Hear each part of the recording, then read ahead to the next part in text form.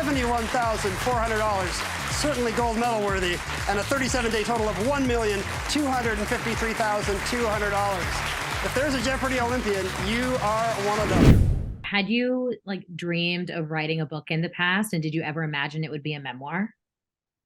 I've always enjoyed writing. I generally didn't like try to tackle anything of this kind of scope, and it wasn't something I ever like was planning to pursue seriously, but it was always something I enjoyed. I didn't really anticipate the memoir, even in the course of pitching this book. I was kind of downplaying the memoir aspect of it, mostly out of sort of a self-deprecating, like, who wants to hear about my life, little old me. But over the course of writing it, I sort of, for one thing, I found the memoir parts easier to write, so I gravitated towards that. And I also came to realize that, I do think that there are parts of my story that I think are interesting and have value, and there's, nothing wrong with trying to share that. Yeah, absolutely. And the title of your book is Jeopardy inspired. All the chapters are fittingly in the form of a question, just like the title of the book. And there's a Jeopardy specific chapter near the end. How much Jeopardy talk is there in the book beyond that singular chapter? I'd say, kind of a little bit in the first chapter and that last one, and that's kind of mostly it. I spent a couple of months there talking about nothing but Jeopardy and kind of got tired of it, to be honest. And I also just felt like, it wasn't to me as interesting. I think, what was exciting to me about writing a book was that it was enabling me to talk about other things that I'm interested in. I think that, Jeopardy and trivia are certainly things that I'm into and I enjoy, but they're not that big a part of my life. And in particular, the experience of being a trans person. I knew that being on Jeopardy, I was the first trans person that a lot of that Jeopardy audience had been exposed to. And the trans experience is, it's kind of a strange one. It's hard to understand if you haven't been through it. And so it was a real opportunity to expose people to understand, the reality of being trans and not the stereotypes that so many people were raised with. I think that like one of the things was that as I realized that I had been, so many people's first trans person, as it were, I grew uncomfortable with the fact that the part of myself that I had shown on Jeopardy was sort of the most accessible, relatable, family friendly part of myself, which, was fine. That's what the Jeopardy environment is for. But I also started to worry, is that something that the people who I'm the only trans person they know, when they come across other trans people who have, had messiness in their life, who are not as, you know, media savvy as I am or whatever else, is that then going to be something that they use to be like, well, I'm not transphobic. I like that nice Amy on Jeopardy. Why can't they just be like that nice Amy on Jeopardy? And so I wanted to show that I am not just that. I have also, experimented with drugs. I've had a somewhat varied sexual history, and that I'm just more complicated and messy than that. And yet at the same time, none of that's incompatible with being a Jeopardy champion. Yeah, and especially in the climate that we live in currently, to have such like a detailed story of the real lived experience of a trans person is a really powerful thing, and you have such a large platform. So I'm really happy that you have taken this leap to share that about yourself. I think it's wonderful. Yeah, thanks. Yeah. And can you watch Jeopardy now and still enjoy it? Yeah, I would say I don't watch it quite as religiously as I used to. There is still a bit of a burnout factor to it. But yeah, it's a great show. It's so well designed, and I do definitely still enjoy it when I make the time for it. And when you were coming up with title ideas for this book, did you think, was it always going to have a Jeopardy angle to it, you think? Oh, I figured probably, I mean, that's what people know me as. That's where people know me from. It's the reason I was getting to write a book at all. So yeah, I was definitely kicking around a few different ideas, and when I came up with in the form of a question, I was like very excited. I knew I had nailed it. Yeah, totally. And you had a historic first run on Jeopardy, followed by a shorter time on Jeopardy Masters. What did prep look like for the first go versus the second? Yeah, I mean, for the first go, I'd kind of, been preparing like in a way my whole life, but sort of at a low level in the background for over a decade, ever since I'd first tried out to actually get onto the show. And so it was just sort of a constant background thing of like having a browser tab open on my phone for jarchive.com and going through all the clues and like and even just beyond that, just sort of always kind of being on the lookout for, coming across something and being like, oh, that might be on Jeopardy. I better remember that.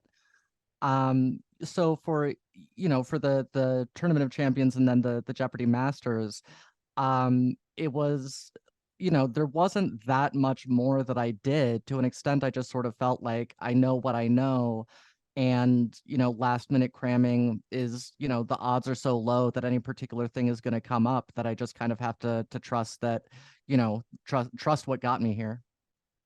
Yeah. And did it feel easier to prepare for the second two because you knew what to expect in a way? Because the first time you go on, I imagine it's like, oh, I can read as much of the J archive as I can, do as much Mhm. research as I can, but there's nothing to prepare you for what it will be like when you're actually on the stage, actually playing the game. It's like Survivor. It's much harder when you're sitting, easier when you're sitting on the couch, right? Yeah, That for difference, like, sure. Yeah, I think that, there was on the one hand, that was definitely true. I knew what to expect. I knew what the day would be like. I knew, the sort of mindset I had to put myself in. On the other hand, for the Tournament of Champions in particular, I felt a lot more pressure than I had the first time. I went in the first time just being like, all right, it's going to be a fun experience. I hope I do well, but it'll be what it is. And then for the Tournament of Champions, I'd had a year of strangers coming up and telling me, like, oh, you're going to win, you're going to crush it, and everything like that.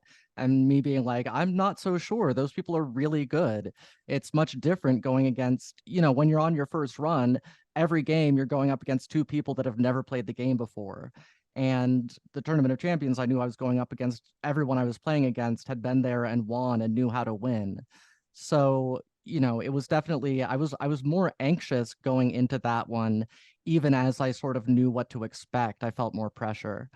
I think the Jeopardy Masters, I was able to kind of like let that go as well. And that was the one that really was just kind of fun. I think we all felt that way, that we were, we'd all proven everything we had to prove in Jeopardy and could just go really like focus on, doing our best, putting on a good show, but also just enjoying the experience.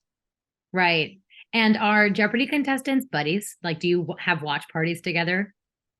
Yeah, absolutely. On group texts and things like that.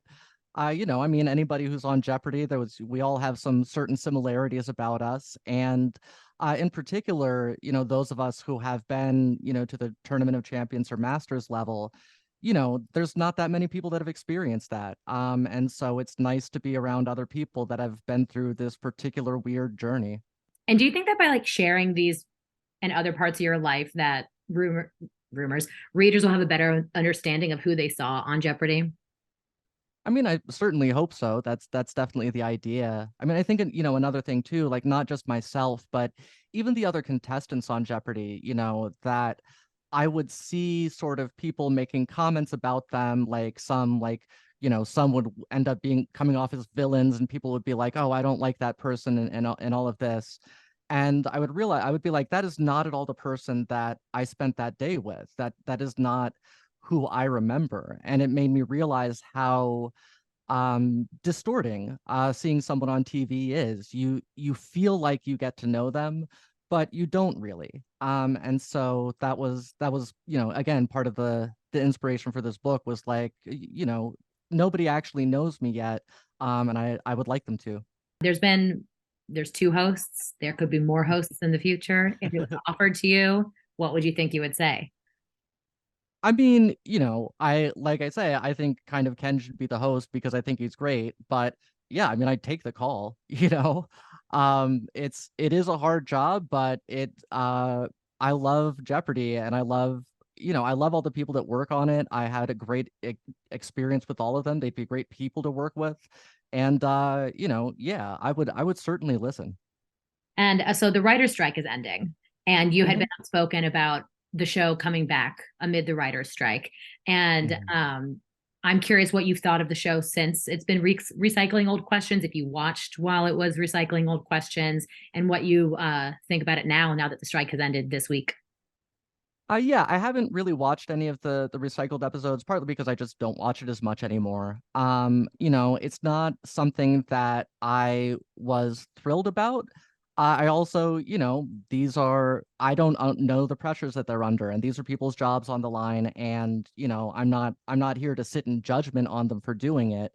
But there was this feeling of like, is that even really Jeopardy on some level? I think that when you look at the sustained success it's had over the years, I think that the writers are an underrated element of that. Like, to write 61 clues every day, for that have to fit in a very, like, less than a tweet of space, and to keep them at a consistent level of difficulty year after year, like, it's just really, really hard. I've tried writing trivia and it's not easy to do. And so I think that, they're kind of the secret to what makes Jeopardy great. And so I didn't love seeing the show working without them. Yeah, understandable. Trivia writing is very hard. We've had to do it for some things here at work, and it's just like it takes. You think it's going to be like a quick 10 minutes of work or something, or like surely it won't take more than an hour, and then it does, and it's what? Yeah. Well, I mean, because trivia, the goal of a trivia question is for some people to know the answer, but not all of them. Mhm. And like, for any trivia question, if I know the answer, it seems easy, and if I don't, it seems impossible. Like, I have no way of judging like how to strike that balance. Right. Teamwork makes it perfect then, so having that Mhm. group of writers on the show is what keeps it all so fresh, I imagine.